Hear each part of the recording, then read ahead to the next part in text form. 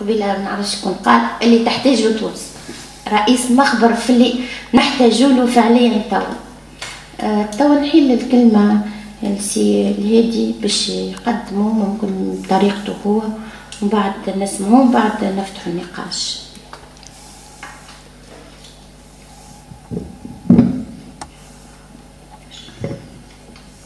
شكرا سيد مدير الدار. اولا نحب نشكر صديقي وزميلي الاستاذ سامي العوادي على الاستضافه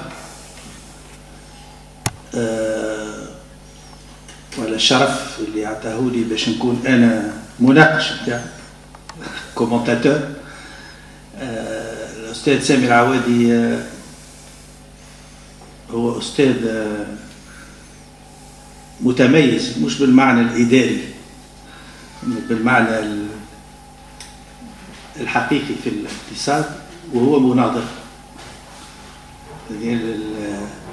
بالنسبه لي انا على الاقل مناظر، لانه دائما كان كاتب عام السابق للنقابه العامه للتعليم العالي والبحث العلمي، يا سيدي مناظر نقابي وكاتب عام سابق للنقابه العامه وموحد النقابات فعلا، وهو نعرفوه احنا في الجامعه كليكونوميست دو ليجيتيتي، هو المفكر الاقتصادي للمركزيه النقابيه نتاعنا الاتحاد العام التونسي للشغل، وعنده انتاج ومساهمه غزيره في الساحه الفكريه في الميدان، وهذا شيء انا شخصيا اعتز به، هذا باش يكون صديقي.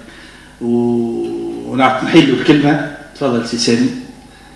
واعتزاز متبادل انك تكون انت المناقش هذه المداخله المتواضعه التي ما زالت في طور المسوده وليست في صيغتها النهائيه، لانني اود ان اجعلها متبنيه من طرف اكثر عدد ممكن من الاصدقاء، وخاصه من اصحاب القرار فيما يهمني شخصيا، مثلا الاتحاد العام التونسي للشغل. ولقد كانت صدفه ان جئت الى هنا على يميني، دائما على يميني لا تلقاني خاشع على يسارك.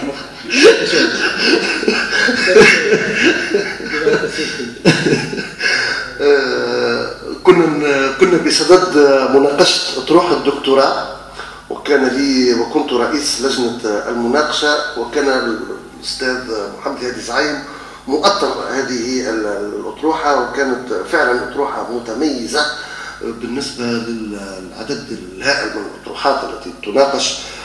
وفي الاثناء كلمتني صديقتي وزميلتي ورفيقه درب الاستاذه رجاء بسلامه لتتحدث معي عن بعض جزئيات هذه المداخله، منها طلب ان يكون هنالك مناقش ان كومونتاتور ولا كونتراديكتور، ولم اجد افضل منه، وباعتبار حالته على البطاله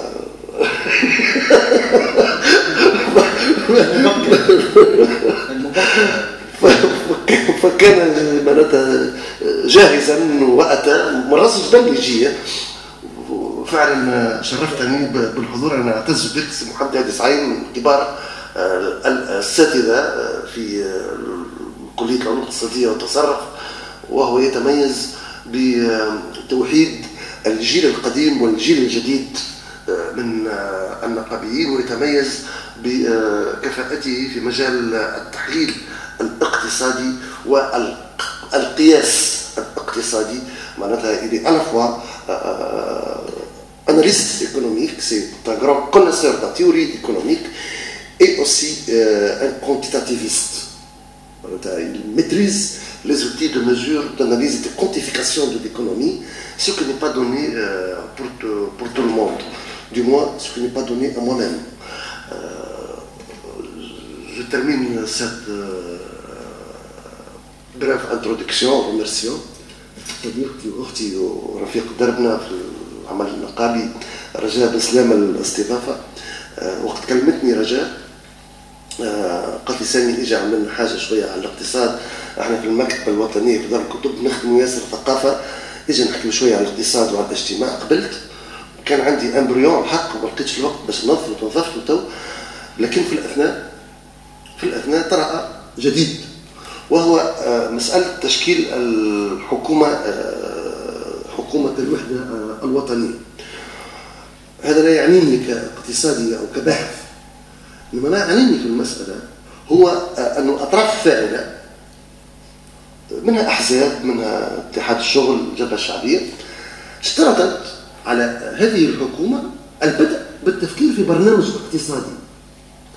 فاثارتني او استفزتني المساله وارتفت الى المداخله التي كنت اعددتها ورقتان او ثلاثه حول ما اعتقده البرنامج الاقتصادي، ولو انني ساناقشها كلمه برنامج، اعتقد انها خطه وليست برنامج، وليس هنالك مجال لبرنامج الان. فهمت؟ لي يمكن تتوحد حولها الفريق الحاكم في الفتره القادمه. اذا مداخلتي اتفقنا بان نقدمها بالفرنسيه. اذا كان هنالك ازعاج فانني اعرضها بالفرنسيه والقيها بالعربيه. اعتقد انني اتدبر امري باللغتين. فهل أواصل بالفرنسية؟ Ok. Donc, elle s'intitule Les principaux défis socio-économiques, structurels et post-révolution en Tunisie. J'explique les titres. Donc, il y a des défis qui sont structurels, qui sont inhérents, qui sont hérités du modèle de développement, qui vont très loin dans l'expérience économique de la Tunisie. Et il y a des défis qui se sont amplifiés, qui sont apparus après la révolution, c'est-à-dire des phénomènes qu'on croyait être éradiqués par le fait révolutionnaire et que bizarrement, ou paradoxalement, la révolution les a amplifiés. Voilà. Ben, je vais organiser, donc, comme je l'ai dit, je vais parler des défis structurels d'origine ancienne inhérents au modèle de développement. Et aux défis, donc je vais relater rapidement quelques défis, et je vais aller vite parce que vous allez accéder à cette communication sur Twitter, je crois, et parce que je vais vous... Voilà, d'accord. Et je vais donc aller vers les défis post-révolution, peut-être je m'allongerai un peu plus, je m'étendrai un peu plus là-dessus, que je déclinerai en trois catégories. C'est des défis politico-administratifs à impact économique, des défis économiques et des défis sociaux et environnementaux, en plus des défis structurels qui sont caractéristiques du fonctionnement de l'économie tunisienne et qui ne sont pas apparus de manière frictionnelle ou occasionnelle. Donc, les défis structurels, d'abord, c'est l'essoufflement du modèle de développement. C'est un modèle de développement que nous avons adopté au milieu des années 80 dans la foulée des modèles de développement proposés par la Banque mondiale et le Fonds monétaire international aux pays du tiers-monde comme suite à la crise financière du Mexique, lorsque le Mexique avait déclaré répudier la dette extérieure. Tout le problème de la Banque mondiale et du FMI, qui est un garant de l'endettement international, c'est de mettre les pays endettés, les pays en développement, dans une trajectoire économique qui leur permettrait, ils s'en foutaient de la croissance et du développement, ils les mettaient dans une pratique de l'économie à même de dégager les cash flows nécessaires au remboursement de la dette. Et les vous remboursez la dette. Parce que ce qui s'est passé au Mexique était très grave. Le Mexique, c'est-à-dire avec l'arrivée des gouvernements civils, suite au gouvernement dictatoriaux, il n'a pas trouvé le fruit de l'endettement, il a répudié la dette. Et suite à cela, il y avait une hécatombe, des faillites en chaîne des banques américaines. Donc, il y avait donc ce modèle de développement privatisé, les entreprises publiques, désengagez-vous, l'État devrait se désengager des activités économiques par privatisation des entreprises, public et par ouverture des secteurs stratégiques comme l'électricité, le télécom, l'eau, etc., à des opérateurs privés. La Banque centrale devrait se désengager du marché monétaire et financier. Le taux devrait être un taux d'équilibre par l'offre et la demande. Ouverture commerciale aux importations, libéralisation des prix intérieurs, libéralisation de l'investissement, tous. Donc c'est le package néolibéral, néoclassique, avec un background théorique qui date de 1870-71, c'est-à-dire l'émergence et la naissance du courant néoclassique en réaction au courant marxiste qui est né dans ces années-là et continue jusqu'aujourd'hui de triompher du marxisme, du keynésianisme dans la conception des politiques économiques et dont l'apogée, donc, c'est le courant monétariste avec Friedman. Donc, c'est l'école des Chicago Boys, on les appelle les Chicago Boys. Donc, le monétarisme avec une expression politique, le Reaganisme aux États-Unis et le Thatcherisme en Angleterre. Donc, ce modèle, il donne de la croissance. Sur un train de 40 années, la Tunisie réalisait quelque chose comme entre 4 et 7% de croissance avec un déterminant qui est les chutes de pluie. Disons 4,5% de croissance qui permettait de créer 70 000 postes d'emploi. Certes, maintenant on présente cela comme une performance. La Banque mondiale nous demandait à l'époque 8% pour résorber la demande additionnelle. Mais cette croissance n'était pas productrice de développement. Le développement se limitait à quelques grandes villes et à quelques grands axes dans ces grandes villes. Et la révolution, en déliant les langues, nous a montré l'état désastreux du développement des infrastructures dans le fond pays. Parce que le développement, alors que la croissance est une opération cumulative que vous pouvez faire en augmentant les chantiers publics, par exemple, vous pouvez faire de la croissance. Mais ça s'arrête là.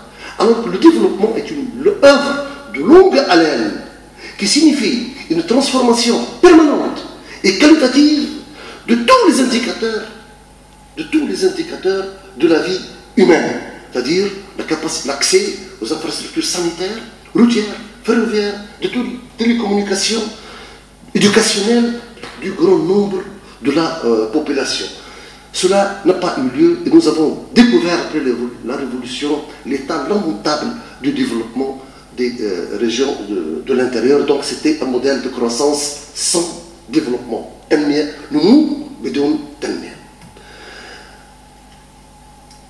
Un autre problème structurel, c'est l'abandon des politiques sectorielles. La Tunisie avait adopté dès les années 60 des politiques sectorielles dans l'agriculture, dans l'industrie, dans les services. En 1993, la Banque mondiale nous a dit, dans le cadre de cette conception de développement que nous appelons les économistes le consensus de Washington, ou qui est décliné empiriquement dans le programme d'ajustement structurel de 1986, l'État ne devrait plus intervenir dans l'économie. Donc l'État ne devrait plus avoir des choix, des priorités nationales, une ambition nationale, comme avait l'État tunisien dans les années 60, une ambition nationale. L'État, maintenant, c'est ton marché. Mettez les incitations, mettez les mécanismes à la portée de tout le monde et laissez faire le marché. Et c'est ce que nous avons fait à partir du Code des investissements de 1993 et c'est ce que nous risquons de reproduire avec ce projet de code qui suscite des polémiques actuellement devant l'Assemblée des représentants du peuple. En conséquence, le principe de neutralité des systèmes d'incitation.